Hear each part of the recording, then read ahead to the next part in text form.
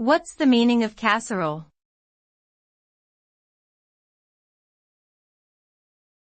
Casserole.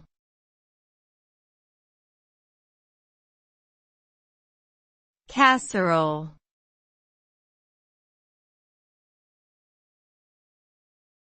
Casserole.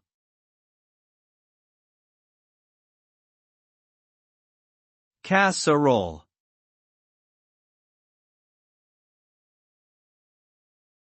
Casserole refers to a type of dish that is typically prepared in the oven and features a combination of various ingredients, including meat, vegetables, starches, and sometimes cheese or other dairy products. The dish is usually served hot along with some kind of bread or other side items. The result of making a casserole is a hearty and comforting meal that is perfect for serving to family and friends on special occasions or just as a way to enjoy a delicious and satisfying dinner. Casseroles can be made in a variety of ways and with different ingredients to suit individual tastes and preferences.